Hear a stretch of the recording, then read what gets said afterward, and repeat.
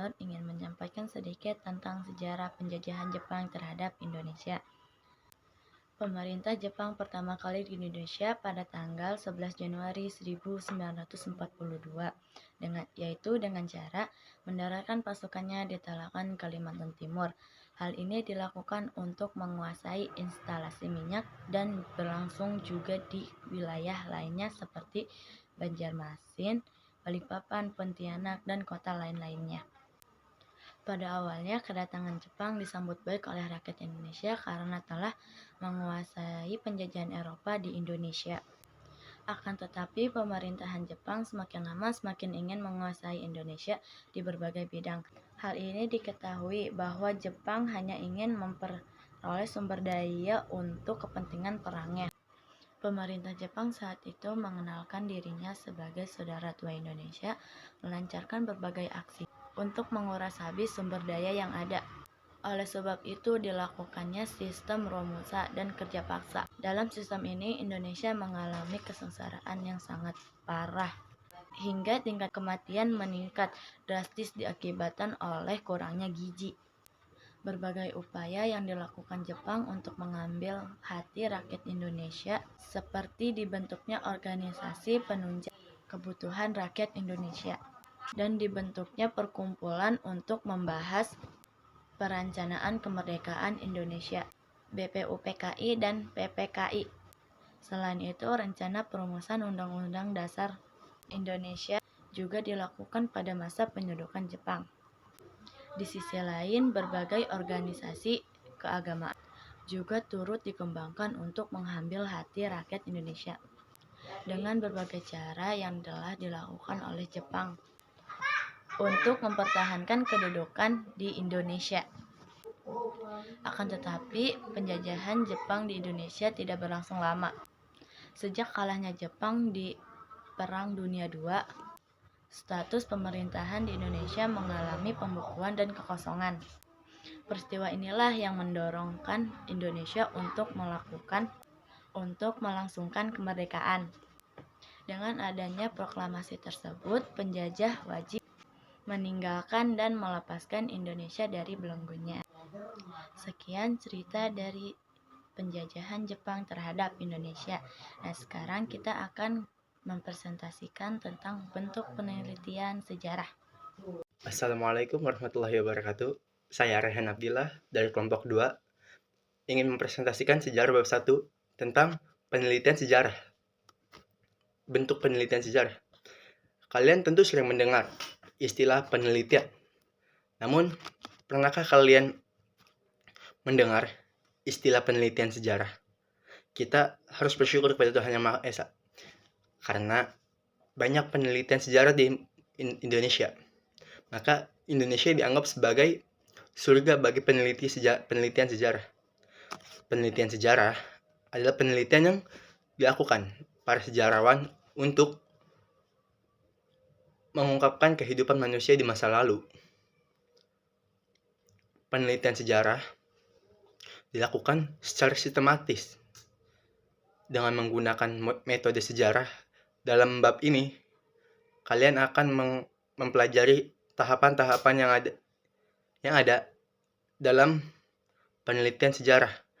Pada bab sebelumnya, kalian telah belajar tentang penelitian dan cara berpikir sejarah. Pada intinya, sejarah merupakan suatu cabang ilmu pengetahuan yang mempelajari peristiwa di masa lalu. Menurut Bang dalam buku Ilmu Sejarah dan Historiografi Arab dan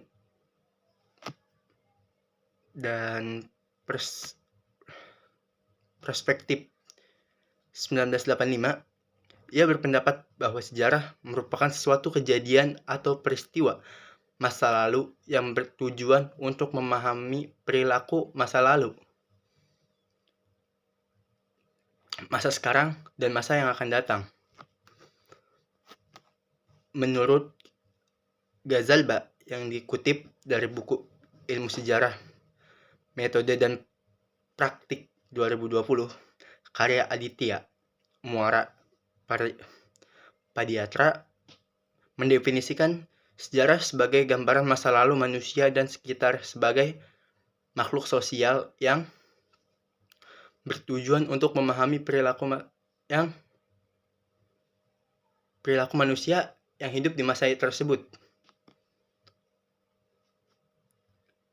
Sebagai makhluk sosial yang disusun secara ilmiah dan lengkap. Dari sinilah diperlakukan suatu historiologi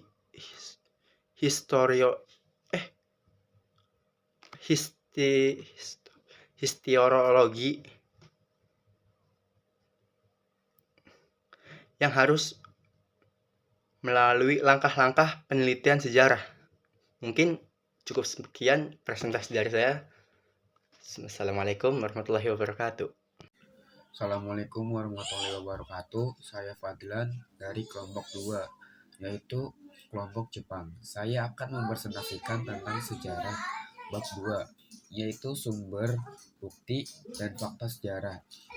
Yang pertama adalah sumber sejarah. Sumber sejarah adalah sesuatu yang memberitahu kita tentang sejarah atau peristiwa di masa lampau.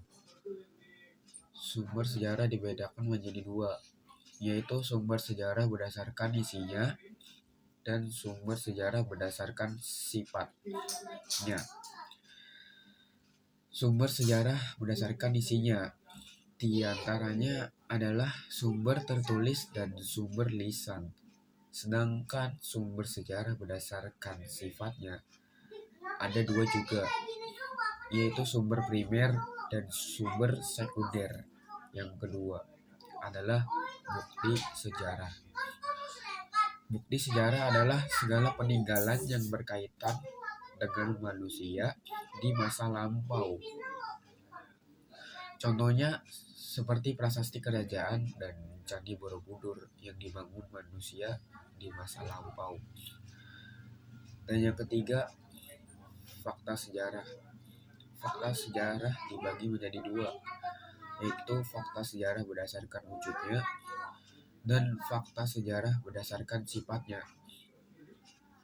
Fakta sejarah berdasarkan wujudnya dibagi menjadi 3, yaitu artefak, fakta mental, dan fakta sosial. Fakta sejarah berdasarkan sifatnya dibagi menjadi 2, yaitu fakta keras dan fakta lunak.